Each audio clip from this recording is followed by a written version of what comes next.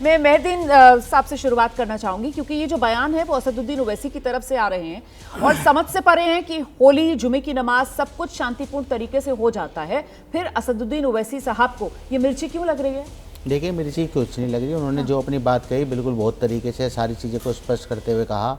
और जिस तरीके से जब होली का त्यौहार आ रहा था तो उससे पहले जो भाजपा के नेताओं को जो मिर्ची लगी थी वो कैसे हिंदू मुसलमान कर रहे थे, कैसे मुसलमानों को इधर उधर भेजने की बात कर रहे थे। कभी कह रहे थे मस्जिदों को ढकने का काम किया गया, मस्जिद के बाहर जो है होली का जो है, आप वैसे तो आप जो कहते हैं कि साउंड को जो है उतार दिया जाए, मस्जिदों से लाउड स्पीकर उतार दिए, मगर डीजे बजाए गए मस्जिद के बाहर ले जाकर। वहाँ पर जिस तरीके से ये सारा कुछ हुआ है पूरा, और एक संभल में एक मस्जिद पे जो है जय सिया राम का जय सिया राम भी लिख दिया गया। तो जिस तरीके की राजनीति भाजपा लगातार कर रही है, वो धर्म को और जो है और राजनीति को दोनों को एक साथ मिलाकर काम कर रही है।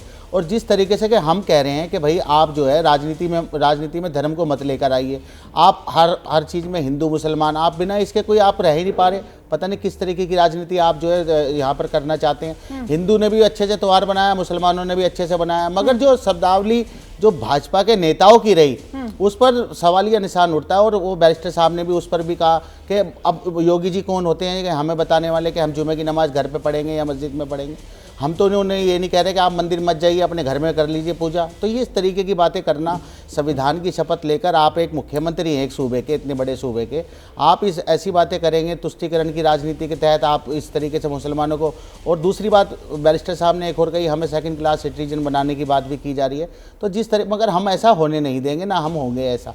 मगर भाजपा लगातार हमें जो टारगेट करने, जितनी बातें की उससे ऐसा लग रहा है कि आप मुसलमानों को भड़काने का काम और साथ ही साथ मुसलमानों को डराने की एक कोशिश यहाँ पर नजर आती है असदुद्दीन ओवैसी साहब के इस बयान से। मैं लेकिन प्रदीप भंडारी के पास लेकर चलती हूँ। आपने यहाँ पर जो सवाल खड़ा किया उसका जवाब तो प्रदीप भंडारी देंगे। इसमें तो कोई दो राय नहीं है कि जिस तरीके के बयान एक के बाद एक बीजेपी के नेताओं की तरफ से आए, जिसमें बड़ा ही आपत्तिजनक वो बयान था जिससे पार्टी ने खुद को अलग भी किया। उत्तर प्रदेश में दर्जा प्राप्त मंत्री, और वो कहते हैं कि जैसे इनकी पत्नी बेगम इनकी हिजाब पहनती है, तिरपाल का ये भी हिजाब सिलवा लें। तो ये भड़काऊ बयान बीजेपी के नेताओं की तरफ से दिए जा रहे थे क्या? उसी का ये जवाब है जो असदुद्दीन ओवैसी दे रहे हैं क्या?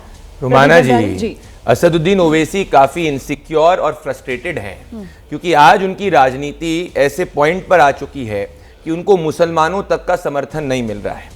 असदुद्दीन ओवैसी आज सिर्फ एक ओल्ड हैदराबाद के नेता बन चुके हैं, और मैं आपको तथ्यात्मक रूप से बताऊंगा। Asaduddin Owaisi Muslim majority areas में भी जा रहे हैं और इनका वोट प्रतिशत 1% से कम आ रहा है। नोटा के बराबर इनका वोट है। भले आप महाराष्ट्र उठा के देख लीजिए, दिल्ली उठा के देख लीजिए, तेलंगाना में देख लीजिए, जहां 5% भी इनका वोट है। तो असदुद्दीन ओवैसी के खिलाफ और असदुद्दीन ओवैसी के तुष्टीकरण और विभाजनकारी सोच के खिलाफ देश का मुसलमान खड़ा हो चुका है। इसीलिए असदुद्दीन ओवैसी को समझ में नहीं आ रहा है करे तो करे क्या, क्योंकि मुसलमान आज मुसलमान हिंदू वो प्रधानमंत्री नरेंद्र मोदी जी का विकास चुन रहा है। पर मैं इनके जेनेसिस के पीछे जाना चाहता हूं। इनकी पार्टी का जन्म कम्युनल ग्राउंड्स पे हुआ था और एक एंटी इंडिया ग्राउंड्स पे हुआ था, क्योंकि इनकी पार्टी पहले एमआईएम से जन्मी थी। एमआईएम के नेता इनके थे काजिम रिजवी, जो ये चाहते थे कि हैदराबाद पाकिस्तान का हिस्सा बने। भारतीय सेना को उस वक्त ऑपरेशन पोलो तक करना पड़ा था जिससे कि इनको कंट्रोल में किया जा सके। तो इनकी जो पुरानी डीएनए वाली सोच होती है ना, पाकिस्तान से जुड़ने की, पाकिस्तान के पास आने की, देश के अंदर मुसलमानों को प्रेफरेंशियल ट्रीटमेंट देने की, वो हमेशा आ जाती है। अगर असदुद्दीन ओवैसी सच में इतने अच्छे नेता होते तो आप असदुद्दीन ओवैसी के एमएलएज को चेक कर लीजिए। जहां जहां इनके गिने चुने एमएलएज हैं, वो इन गिने चुने एमएलएज डेवलपमेंटल पैरामीटर्स में सबसे नीचे हैं। तो ये रियल कारण है। और बड़ी बात ये है रुमाना जी कि संभल के अंदर इन सब का एजेंडा ये था, ये चाह रहे थे कि कम्युनल क्लैश हो, परंतु हिंदू मुसलमान दोनों ने प्रशासन की बात को सुनी। आज उस अनुज चौधरी की दाद देनी चाहिए जिसको समाजवादी पार्टी वाले धमका रहे थे। आज वो अनुज चौधरी, पूरा प्रशासन, योगी आदित्यनाथ, प्रधानमंत्री नरेंद्र मोदी जी, पहली बार हिंदू ने संभल में बेखौफ होली मनाई और मुसलमान ने भी बेखौफ जुम्मे की नमाज करी। ये असली सेक्युलरिज्म है जो जीता है, तुष्टीकरण हारे। और 10 सेकंड में अपनी बात कंप्लीट करूंगा। एक और पाखंड भी एक्सपोज हो गया। आपने भी इतने शोज किए रुमाना जी। क्या मेरे मित्र भाटी जी कह रहे थे भाई हमने माफी मंगवा दी थी हमारे ये अबू आजमी से।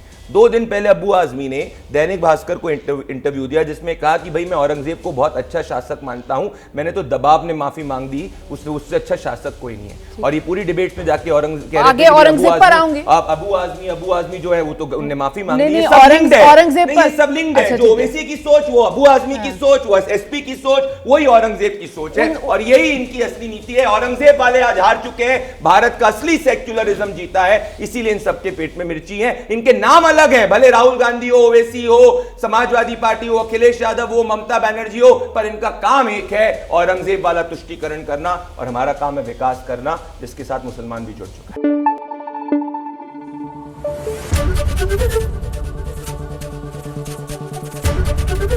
एबीपी न्यूज आपको रखे आगे।